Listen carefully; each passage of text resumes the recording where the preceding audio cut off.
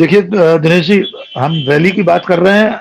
वहां तो हम बहुत दशकों से जानते हैं, अलगाववाद वहां बहुत समय से है, आतंकवाद वहां बहुत समय से है। लेकिन आप वहां की बात को भूल जाइए। अब ये मुद्दे तो मध्य प्रदेश जैसे शांति के टापू में आ गए हैं। अभी खरगोन में दंगा हुआ। हरजिंदर जी ने कहा कि जिस तरह से जुलूस मुस्लिम इलाकों में से निकाले गए, सबको पता है कि खरगोन में दंगा कैसे हुआ, कैसे उसकी भूमिका बनाई गई, किस तरह से पहले पथराव शुरू हुआ। और उसके बाद कर्फ्यू के दौरान गाड़ियां घूम रही हैं, चौपहिया गाड़ियां। रविकांत जी, आपने शायद वो वीडियो देखा हो जिसमें यह आह्वान किया जा रहा है कि विधर्मियों से कोई खरीद फरोख्त नहीं करेंगे, न बेचेंगे न खरीदेंगे। हरजिंदर जी, विधर्मी में अकेले मुसलमान नहीं आएंगे, फिर तो जैनी भी आ जाएंगे। जैन भी अलग से धर्म है बाकायदा, ईसाई भी आ जाएंगे। तो देखिए, ये जो दक्षिणपंथी उभार है, ये धार्मिक मुखौटे के पीछे आर्थिक तंत्र पर भी तो हमला कर रहा है। जो कम संख्या वाले जो समूह हैं, जो अल्पसंख्यक हैं, उन पर। और खरगोन की सड़कों पर वो लाउड स्पीकर लगी हुई गाड़ियां ऐलान करती हैं कि ईद तक हमें ऐसा करना है, ऐसा नहीं करना है, ये खरीद फरोख्त विधर्मियों से नहीं करना है। तो समाज के अंदर, समाज का जो ताना बाना है, हमारा जो आइडिया ऑफ इंडिया है, वो पूरा बिखरने के कगार पर है। आप जिस मैच की बात कर रहे हैं, कर्नाटका में मेले में प्रतिबंधित हो गया कि मुसलमान दुकानदार दुकान नहीं लगाएंगे। ग्वालियर में 100 साल से व्यापार मेला लग रहा है, सिंधियास के समय से लग रहा है। मुझे चिंता इस बात की है कि हर बार वहां कश्मीरी व्यापारी आते रहे हैं। मैं कराकुली टोपी पहनता हूं, अफगानिस्तान वाली, वो कश्मीरी दुकानदार लाते रहे। मेरा दोस्त है, हर बार वो मेरे लिए एक टोपी लेकर आते। मुझे चिंता यह है कि इस बार जब ग्वालियर में व्यापार मेला लगेगा, बहुत बड़ा मेला, आप सब जानते हैं, देश में उसकी बड़ी चर्चा होती है, वो कश्मीरी व्यापारी आ पाएंगे कि नहीं आ पाएंगे। कर्नाटक के उस व्यापार मेला प्राधिकरण ने, जो मुसलमानों की प्राधिकरण है या जो भी है संयोजन समिति है, अगर ग्वालियर में ऐसा हो गया तो ये कहां तक जाएगा सिलसिला, हम नहीं जानते।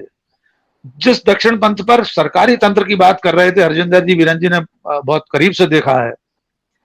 तंत्र में शामिल राजनीतिक व्यक्ति क्या कर रहे हैं, उसका एक उदाहरण आपको दे देता हूं। ये लोग सिर्फ धार्मिक विभाजन से राजनीतिक उद्देश्यों की ही पूर्ति नहीं कर रहे हैं, ये समाज को एकदम प्रतिगामी राह पर ले जाकर तीर कमान युग में ले जा रहे हैं। और तीर कमान युग में मुहावरे के रूप में इस्तेमाल नहीं कर रहा हूं। अगर आपने भारतीय जनता पार्टी के सांसद साक्षी महाराज का बयान सुना हो, तो उन्होंने कहा है कि इन लोगों से, ये जो दूसरे धर्म वाले मुसलमान, हमें बिल्कुल स्पष्ट कहना चाहिए, देखिए ये पर्दादारी भी अब हम क्यों कर रहे हैं। जब वे खुलकर आह्वान करते हैं तो हमें साफ कहना चाहिए कि नहीं, हम उनके साथ खड़े हैं।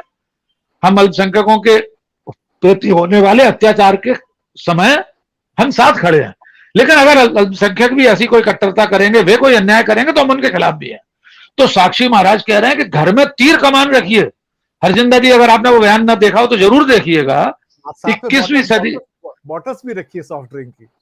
हाँ, आप देखिए, तीर कमान युग में ले जाना चाहते हैं ये लोग। तो हो सकता है थोड़े दिनों बाद ये हमें उस युग में ले जाएं जब हम पत्थर से रगड़कर आग पैदा करने की कोशिश करने वाले समय में ले जाएंगे। ये 16वीं सदी में तो ले ही जा चुके हैं, ये प्रस्तर युग में ले जाने की तैयारी है। तो दक्षिण पंथ समाज के अलग अलग मोर्चों पर काम करता है। आर्थिक रूप से तोड़ेगा अल्पसंख्यकों को, सामाजिक रूप से तोड़ेगा, उनकी परंपराएं, उनके धार्मिक रीति रिवाजों को खत्म करेगा, और अंततः एक अवैज्ञानिक समाज के निर्माण की दिशा में ले जाएगा। ये जो नई पीढ़ी है जिसके सामने नरसंहार के आह्वान हो रहे हैं और वो ताली बजा रही है, वो नौकरियां नहीं मांग रही। आप अपने इंट्रो में कह रहे थे 45 करोड़ लोग रोजगार की चिंता छोड़ चुके हैं।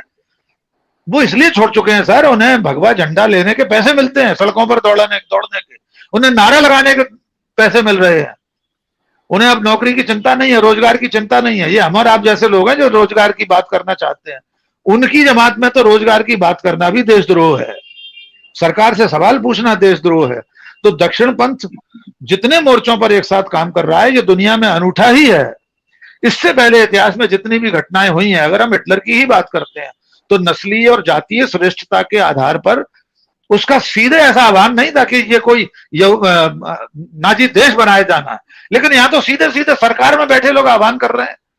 संविधान की शपथ लेने वाले सांसद और मंत्री गोली मारो के नारे लगाते हैं।